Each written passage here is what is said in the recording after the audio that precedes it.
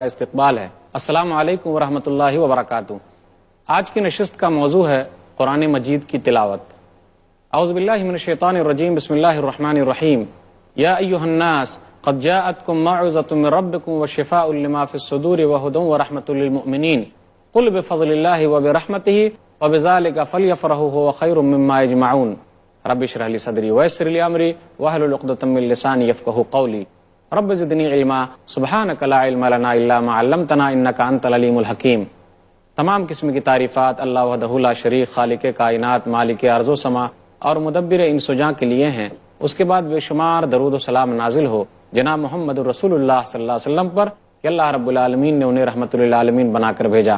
اللہم صلی علی محمد وعلی آل محمد کما صلیت علی ابراہیم وعلی آل ابراہیم انک حمید مجید۔ اللہم بارک علی محمد وعلی آل محمد کما بارکت علی ابراہیم وعلی آل ابراہیم انک حمید مجید۔ محترم ناظرین، قرآن کریم اللہ کی طرف سے نازل کردہ آخری کتاب ہے جو آخری نبی جناب محمد رسول اللہ صلی اللہ علیہ وسلم پر اتارا گیا، 23 سال کے عرصے میں اتارا گیا۔ قرآن کریم تمام لوگوں کے لیے ہے۔ قرآن کریم سب سے بڑی نعمت ہے۔ قرآن کریم ایک ایسی کتاب ہے کہ اللہ تعالیٰ نے اس کی حفاظت کی ذمہ داری خود لی ہے۔ سورہ ہجر سورہ نمبر 15 آیت نمبر 9 اللہ نے کہا انا نحن نزلنا الذکر وانا لہ لحافظون، کہ ہم نے ذکر کو اتارا ہے اور ہم ہی اس کی حفاظت کرنے والے ہیں۔ قرآن مجید سے پہلے جتنی بھی کتابیں اللہ نے اتاری تو ان کتابوں میں تحریف کر دی گئی، انہیں بدل دیا گیا، لیکن قرآن کریم ایک ایسی کتاب ہے جس کا ذرہ برابر کچھ بھی نہ کوئی تبدیل کر سکا اور نہ قیامت تک تبدیل کر سکے گا، کیونکہ اللہ تعالیٰ خود اس کا محافظ ہے۔ قرآن کریم یہ نبی صلی اللہ علیہ وسلم نے نہیں لکھا ہے کیونکہ آپ تو امی تھے۔ یہ اعتراض کا جواب بھی اللہ تعالیٰ نے خود قرآن میں دیا کہ لوگ کہیں گے کہ آپ کو کسی نے سکھایا ہے۔ اللہ تعالیٰ نے کہا سورہ نحل سورہ نمبر 16 آیت نمبر 103 میں وَلَقَدْ نَعْلَمُ أَنَّهُمْ يَقُولُونَ إِنَّمَا يُعَلِّمُهُ بَشَرٌ لِسَانُ الَّذِي يُلْحِدُونَ إِلَيْهِ أَعْجَمِيٌّ وَهَذَا لِسَانٌ عَرَبِيٌّ مُبِينٌ، اور ہم جانتے ہیں کہ وہ کہیں گے کہ ان کو کسی انسان نے سکھایا ہے۔ ارے جس انسان کی بات کر رہے ہو یہ تو ان کی زبان عجمی ہے اور قرآن کریم تو خالص عربی زبان میں ہے۔ کچھ لوگ کہا کرتے تھے کہ آپ پر جو لوگ ایمان لائے وہ یہود و نصارہ میں سے کچھ لوگ ایسے تھے جو غلام تھے، نوکر تھے، لیکن وہ لوگ ایمان لائے تو گویا کہ ان لوگوں نے آپ کو سکھایا۔ ایسی کوئی بات نہیں ہے۔ ارے ان کی زبان عجمی ہے اور نبی صلی اللہ علیہ وسلم کی زبان عربی ہے اور یہ قرآن عربی زبان میں ہے۔ قرآن کریم ایک معجزہ اور چیلنج ہے۔ قرآن کریم معجزوں کا معجزہ ہے، اس کے اندر بہت ساری چیزیں موجود ہے۔ کوئی آدمی اگر قرآن جیسی کتاب لانا چاہے تو نہ کبھی لا سکا ہے نہ آئندہ لا سکتا ہے، چاہے تمام انسان اور جنات ایک ہو جائیں، لیکن رب کا قرآن ایک ایسا قرآن ہے ان جیسی کتاب کوئی لکھ نہیں سکتا۔ سورہ اسراء سورہ نمبر 17 آیت نمبر 88 آیت نمبر 87 اللہ نے کہا قُلْ لَئِنِ اسْتَمَعَتِ الْإِنسُ وَالْجِنُّ عَلَىٰ أَن يَأْتُوا بِمِثْلِ هَٰذَا الْقُرْآنِ لَا يَأْتُونَ بِمِثْلِهِ وَلَوْ كَانَ بَعْضُهُمْ لِبَعْضٍ ظَهِيرًا، کہہ دیجئے اگر انسان اور جنات ایک ساتھ اکٹھا ہو جائیں، جمع ہو جائیں تاکہ ان جیسا قرآن لے آئیں، وہ سب مل کر ایک دوسرے کی مدد بھی کریں تو نہیں لا سکتے۔ لا یاتون بمثلہ ولو کان بعضهم لبعض ظہیرا۔ قرآن کریم ایک ایسی کتاب ہے جو لوگوں کی ہدایت کے لیے اتاری گئی ہے۔ یہ رحمت کی کتاب ہے، یہ دلی بیماریوں کی شفا ہے۔ آدمی جب پریشان حال ہوتا ہے، دنیا میں پھنسا رہتا ہے، تھکاوٹ محسوس کرتا ہے، اپنے کاروبار میں لگا رہتا ہے، پریشان حال ہے، رب کی کتاب کو پڑھے، اس کی پریشانی دور ہو سکتی ہے۔ اللہ نے کہا سورہ یونس سورہ نمبر 10 آیت نمبر 57 اور آیت نمبر 58 یا ایھا الناس قد جاءتکم موعظۃ من ربکم وشفاء لما فی الصدور وہدی ورحمۃ للمؤمنین قل بفضل اللہ وبرحمتہ فبذلک فلیفرحوا ھو خیر مما یجمعون۔ اے لوگو، یہاں خطاب ہے لوگوں سے، سبھی لوگ اس میں شامل ہیں، چاہے مسلمان ہو، غیر مسلم ہو، دنیا میں بسنے والے تمام لوگوں کے لیے یہ اللہ کی طرف سے ایک انعام ہے۔ اے لوگو، تمہارے پاس تمہارے رب کی طرف سے نصیحت آ گئی ہے، دلی بیماریوں کی شفا ہے، یہ ہدایت ہے اور رحمت ہے مومنوں کے لیے۔ کہہ دیجئے یہ اللہ کا فضل ہے اور اس کی رحمت ہے، جس پر جتنا زیادہ یہ لوگ خوش ہوں کم ہے۔ جو پونجی ان لوگوں نے جمع کی ہے اس سے سب سے بڑی پونجی جو ہو سکتی ہے وہ قرآن کریم ہے۔ قرآن کریم کی تعلیم حاصل کرنے والے اور دوسروں کو تعلیم دینے والے سب سے بہترین لوگ ہیں، اس سے اچھا انسان کو ہو ہی نہیں سکتا۔ حافظ قرآن کے لیے کتنا بڑا اعزاز ہے۔ میں حافظ قرآن سے کہنا چاہوں گا کہ آپ اپنے آپ کو اتنا دل برداشت کیوں کر لیتے کہ جی ہم نے قرآن حاصل کیا ہے، قرآن سیکھا ہے تو ہمارا دنیا میں کچھ بھی نہیں۔ آپ نے قرآن پڑھا ہے رب کے لیے، رب نے آپ کے لیے بہت سارا انعام رکھا ہے۔ میں والدین سے کہنا چاہوں گا کہ اپنے بچوں کو قرآن سکھائیے، قرآن پڑھائیے، کیونکہ قرآن سے بڑا اعزاز کچھ ہے ہی نہیں۔ نبی صلی اللہ علیہ وسلم نے ارشاد فرمایا، صحیح بخاری کتاب و فضائل قرآن کتاب نمبر 66 حدیث نمبر 5027، خیرکم من تعلم القرآن وعلمہ، تم میں بہتر وہ ہے جو قرآن سیکھے اور دوسروں کو سکھائے۔ اس سے اچھا آدمی دنیا میں کوئی ہے ہی نہیں۔ قرآن کو پڑھنے اور پڑھانے جیسا کام کرنے والے سب سے بہترین لوگ ہیں، اس سے اچھے کوئی ہو ہی نہیں سکتے۔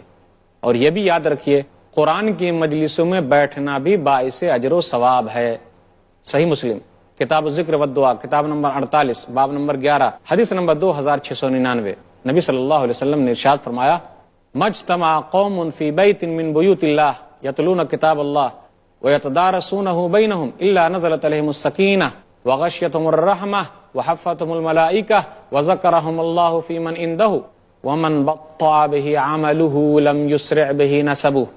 کوئی بھی قوم اللہ کے گھر میں بیٹھتی ہے، یعنی مسجد میں بیٹھتی ہے، جہاں اللہ کی کتاب کی تلاوت ہو رہی ہے، اس پر دراسہ کیا جا رہا ہے، اس پر سکون اترتا ہے، رحمت اسے ڈھانپ لیتی ہے، وہ حفتہم الملائکہ فرشتے اسے گھیر لیتے ہیں، ڈھانپے ہوئے ہوتے ہیں، اور اللہ تعالیٰ ملائے اعلیٰ میں جہاں اللہ کا دربار لگتا ہے وہاں اللہ تعالیٰ ان بندوں کا ذکر کرتا ہے کہ میرے یہ بندے قرآن پڑھنے اور پڑھانے میں اور قرآن کی مجلس میں بیٹھے ہوئے ہیں۔ اتنا بڑا اعزاز ہے کہ اللہ تعالیٰ آپ کا نام لیتا ہے وہاں کہ دیکھو میرا فلاں بندہ قرآن کی مجلس میں بیٹھا ہوا ہے، قرآن سن رہا ہے، قرآن کے ذکر و اذکار میں لگا ہوا ہے۔ وَذَكَرَهُمُ اللَّهُ فِي مَنْ عِنْدَهُ، اور اللہ تعالیٰ اس کا تذکرہ کرتا ہے جو لوگ اللہ کے پاس ہیں، یعنی فرشتوں میں اللہ تعالیٰ اس کا تذکرہ کرتا ہے کہ میرا فلاں بندہ قرآن کے پڑھنے اور پڑھانے میں لگا ہوا ہے۔ وَمَنْ بَطَّ بِهِ عَمَلُهُ لَمْ يُسْرِ بِهِ نَسَبُهُ، اور جس کو اس کا عمل آگے نہ لے جا سکا تو حسب و نسب کی وجہ سے وہ آگے نہیں جا سکتا۔ نام سے بزرگوں کے عظمتیں نہیں ملتی، دوستوں دعاؤں سے جنتیں نہیں ملتی۔ صرف دعا ہی کرتے رہیں، خاندان کے نام پر ہم فخر کریں جی ہمارے باپ دادا ایسے تھے، تو ایسا ہو نہیں سکتا۔ جو محنت کرے گا، عمل کرے گا، وہ آگے جائے گا۔ قرآن کریم دنیا میں بھی رحمت ہے۔ غور کیجیے آپ، وہ زمانے میں معزز تھے مسلمان ہو کر اور ہم خوار ہوئے تاریک قرآن ہو کر۔ صحیح مسلم کتاب و صلاۃ المسافرین کتاب نمبر 6 حدیث نمبر 817، ان اللہ یرفع بہذا الکتاب اقواما ویضع بہ آخرین، اللہ تعالیٰ اس کتاب کے ذریعے کتنے لوگوں کو اٹھاتا ہے اور کتنی قوموں کو برباد کر دیتا ہے، پست کر دیتا ہے۔ آج ہماری پستی کا سب سے بڑا سبب یہ ہے کہ ہم نے قرآن مجید پر عمل کرنا چھوڑ دیا ہے۔ قرآن مجید کو ہم نے ایک تبرک کے طور پر کتاب سمجھ لیا ہے۔ ہم نے قرآن مجید کو ایک برکت والی کتاب سمجھ کر اس کو صرف خاص موقعوں کے لیے رکھ لیا ہے، جبکہ وہ کتاب تو عمل کے لیے آئی تھی۔ قرآن کریم یاد رکھیے آپ کے لیے قبر میں بھی رحمت ہے۔ اللہ تعالیٰ آپ کے لیے قرآن کریم کی وجہ سے سوال کے جواب میں آسانی کر دے گا۔ وہ کیسا سوال ہوگا؟ غور کیجئے، سنن ابی داؤد کی روایت ہے، کتاب السنہ کتاب نمبر 39 باب نمبر 23 حدیث نمبر 4753، نبی صلی اللہ علیہ وسلم نے ارشاد فرمایا کہ قبر میں چوتھا سوال بھی ہونے والا ہے۔ 3 سوال تو جو عام ہم لوگوں کو معلوم ہے، تمہارا رب کون ہے، تمہارا دین کیا ہے، پھر محمد صلی اللہ علیہ وسلم کے بارے میں کیا ہے۔ چوتھا سوال بھی ہوگا، شاید کہ آپ کو تعجب ہوگا، تعجب کرنے کی بات نہیں ہے۔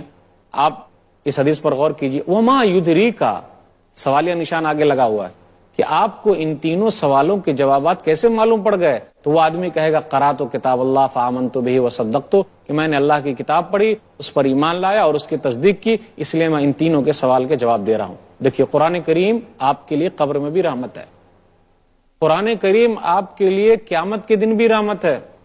صحیح مسلم کی روایت ہے، کتاب صلاۃ المسافرین کتاب نمبر 6 حدیث نمبر 804، اقرأوا القرآن فإنہ یاتی یوم القیامت شفیعا لاصحابہ، لوگو قرآن کریم پڑھو کیونکہ قرآن کریم اپنے پڑھنے والوں کے لیے قیامت کے دن سفارش کرے گا۔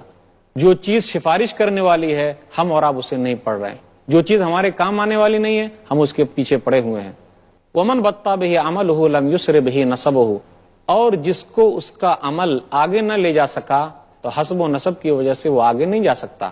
نام سے بزرگوں کے عظمتیں نہیں ملتی، دوستوں دعاؤں سے جنتیں نہیں ملتی۔ صرف دعا ہی کرتے رہیں، خاندان کے نام پر ہم فخر کریں جی ہمارے باپ دادا ایسے تھے، تو ایسا ہو نہیں سکتا۔ جو محنت کرے گا، عمل کرے گا، وہ آگے جائے گا۔